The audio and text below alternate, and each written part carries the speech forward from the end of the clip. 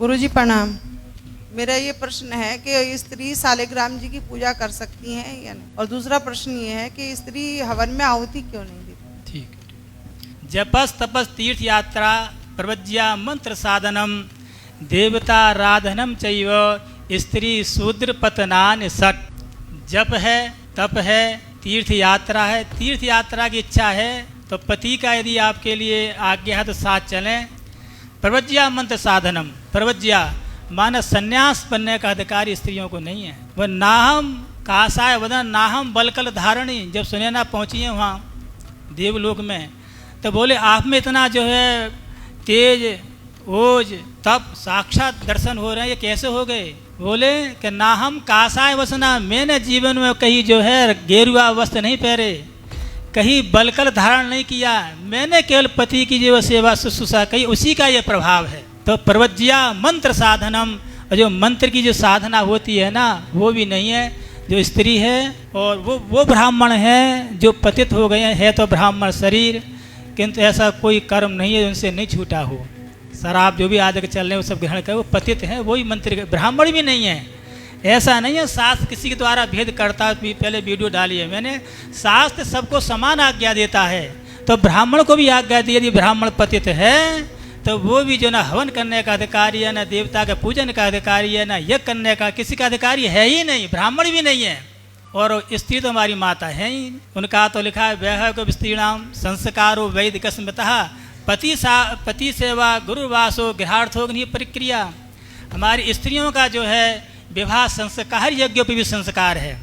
जो आप लोगों का जो विवाह संस्कार है वो यज्ञोपवी संस्कार है, पति सेवा। और हम जो गुरुकुल में रहकर जो विद्या का अभ्यास करते हैं, आपका जो पति का जो घर है ना, जो ससुराल है, वही गुरुकुल निवास है, वो गुरुकुल है आपका। और गृहार्थोग्नि प्रक्रिया, और घर का जो काम करती है ना वो आपका अग्निहोत्र, तो हवन करने की आवश्यकता है। अग्निहोत्र संख्या तो हमारी भी नहीं है, तो आपको तो घर के काम करने से अग्निहोत्र की संख्या है। दूसरी रही शालिग्राम की बात, आप ये निश्चित समझिए कि कोई शालिग्राम है, नर्मदेश्वर है या देवता हैं। शालिग्राम और नर्मदेश्वर का विशेष शास्त्रों में उल्लेख किया है। यदि स्त्री ने जो है शालिग्राम का स्पर्श भी कर लिया तो उसे वज्राघात हो जाएगा। जैसे वज्र का प्रभाव होता है ना, जैसे हनुमान कितने वज्र देह दानव दनम, जिनका शरीर जो है वज्र जैसा है, तो वज्र लगा तो निष्प्रभाव नहीं हुआ, हनु थोड़ी पसर आगे नहीं आ गया। वैसा ही जो वज्र का जो प्रभाव अमोघ होता है, उसी ढंग से ये माता स्पर्श कर लेगी शालिग्राम का नर्मदेश्वर का, तो वज्राघात होगा। तो इस पर एक बार जो हमारे निग्रहाचार्य जी हैं उन्होंने भी ये वक्तव्य दिया था, हमारा तो पूरा कई मिनट का है ये।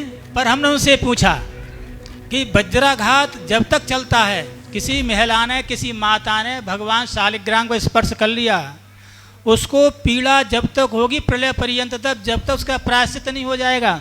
ये नहीं है कि आप कल आपने छूना बंद कर दिया तो उनकी वेदना दूर हो गई, उसकी वेदना दूर नहीं होने वाली है। तो इसलिए अथर्ववेद में एक 16वां अध्याय है, उस सूक्त का पाठ होता है। उस सूक्त के पाठ के द्वारा जब तक भगवान शालिग्राम का अभिषेक नहीं होगा तब तक उनका जो कष्ट है वो प्रलय पर्यंत तक चलता ही रहेगा, निपटा नहीं जा सकता। तो हम भगवान की पूजा भगवान को प्रसन्न करने को चाहिए कि उनको माल लगाने के लिए ये जो है नहीं, ये बिल्कुल शास्त्र विरुद्ध है। और शालिग्राम का, और जो मैं ये भी कहना चाहूँगा, हमारे प्रदीप जी हैं, उन्होंने बहुत ही जो है अशास्त्रीय चीज़ें समाज में फैला दी हैं।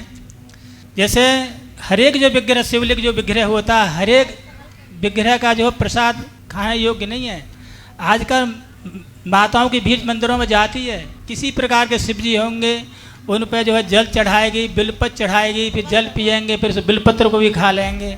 नहीं, ये नैवेद्य भक्षण की विधि है, भोग लगाने की विधि है, क्योंकि सब पे चंड भगवान का अधिकार होता है। पहले जो चंडेश्वर है उनको भोग लगाया जाता है, जब हम भोग लगा सकते हैं, किंतु नहीं।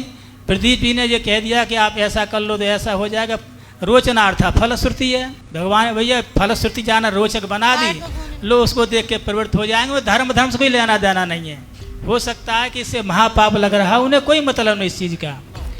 और बहुत से भगवान रख लेते हैं पास में लोग, उसमें लिखा है कि अरुणोदय तक यदि भगवान का अभिषेक और निर्माल नहीं उठा तो आपको 1000 गायत्री जब करना पड़ेगा, 2 घंटा बीत के तो 11,000 गायत्री जब करना पड़ेगा और दोपहर तक स्नान और निर्माल भगवान से नहीं उठे तो गायत्री के पुरुषण करने के बाद ही शुद्धि होनी है।